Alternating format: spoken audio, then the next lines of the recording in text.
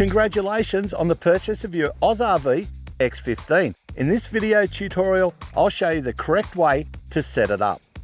The first thing you want to do when you set up your caravan is find a good level spot to set it up. Then you need to unhitch it from your car. First of all, apply the handbrake. Put that on. If you've got wheel chocks, you should always chock the wheels to ensure the caravan can't move. The next step is disconnect your electricals from the vehicle. Then unhitch it. Unhitch it by unlocking your DO35 and raising it up on the jockey wheel. The last thing you do is disconnect the chains just in case the caravan moves once you're disconnecting the DO35. Then you can set up the caravan to get it level from front to back by adjusting the height of the jockey wheels. Next step is put the stabiliser leg down. Put the stabiliser legs down. First you'll need to get the brace out of your caravan.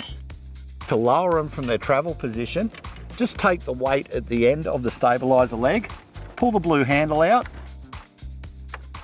and drop it down. Always keep in mind that the stabiliser leg works best in a vertical position. You can put it on an angle, but you've got to be careful not to overload it. Now we can wind it down, put the brace on the nut there,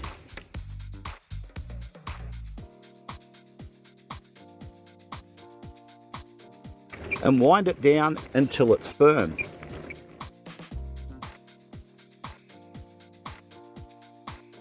Now always keep in mind the stabiliser leg is quite strong in a set position. However, there are small gears and sacrificial pins in the workings inside the stabiliser leg that won't allow you to wind up the full weight of the van.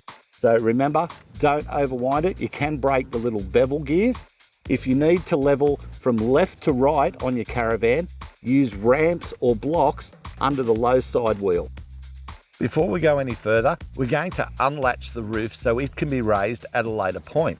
Each corner has an over center latch which will have a little linch pin securing it in place. Remove the linch pin and undo the latch, then tuck it back up out of the way. To make it easy so you don't lose these, put them back inside the latch so they're there when it comes back to do up your camper later. Now, we do that at all four corners before we open up the bed section to make it easier to reach the over center latches at the back. To open up the bed section, the first thing we need to do is drop the spare wheels down. First step is to undo the locking screws underneath.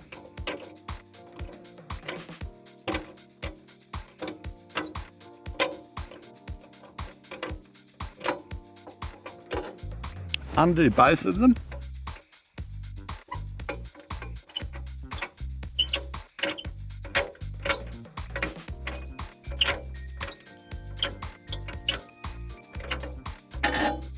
Now we can lower down the spare wheels on their gas struts. An easy way to make sure you don't lose these, pop them back in their holes there. Now we can open up the back, undo the two black latches at the bottom, and that will allow us to raise what is the roof section of our fold-out bed. In the center of the wing panels here is a spring-loaded securing latch. To undo it, simply pull it towards you and then turn it 90 degrees. Just like that, now we can open up the wing panels. Push them out all the way until they lock in the corner. Now we can lower the bed frame. At the two corners at the top are black latches which you need to release to lower the bed base down.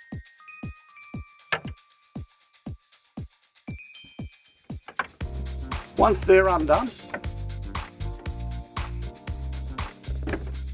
lower it down into position. Now we can raise the back window panel. At either side is the handle. It's easy with two people. It can be done with one person as well.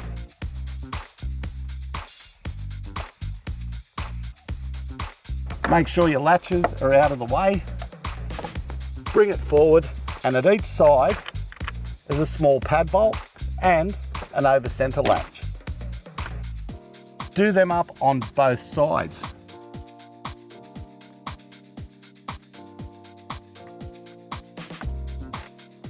For added security, you can put a small padlock through each of the over-center latches, and that'll ensure that nobody can undo it and enter your caravan through the back.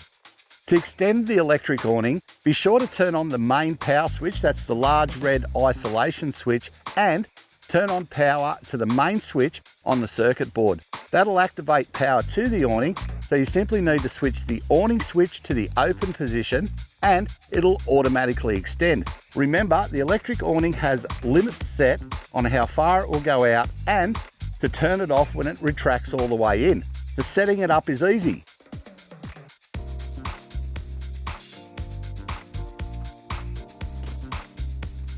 Because it's automatic, it gives you the opportunity to start organising the support legs as the awning's extending. Remember the golden rule.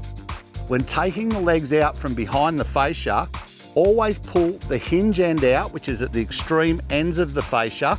Pull that out first and then release the leg from its C-clip position. That way it'll clear the fascia and you can turn the awning leg down into the vertical position without damaging the hinge.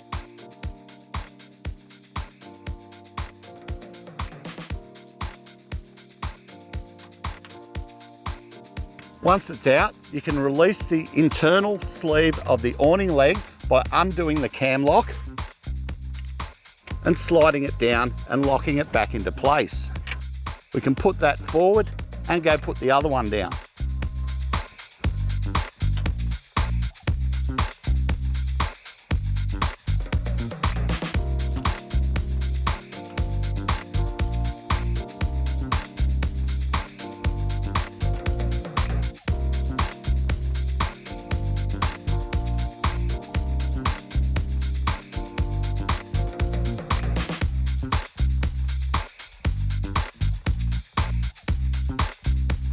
Once it's extended all the way and you've got the legs down, make sure that you peg the feet into place.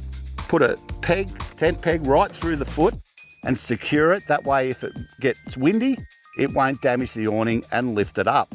In inclement weather, you need to make sure that you're not risking your awning. It's a lightweight day awning. It is waterproof, however, they're not made for strong winds. When it does rain, be sure to do this. Lower one side down so any water that sits on top of the awning will run away to the side and drain off. If you need to raise the other side to achieve that, do so, but don't ever let water sit on top of your awning. To raise the roof, the process is always to raise the front first, then the back. That ensures that the roof won't move forward or backwards or damage the seals. Grab hold of the handle at the front on the roof and push the roof up. Once it's in position, grab the levered handle at the back of the caravan and raise the roof there. That demonstrates how easy it is to set up your AUSRV X15.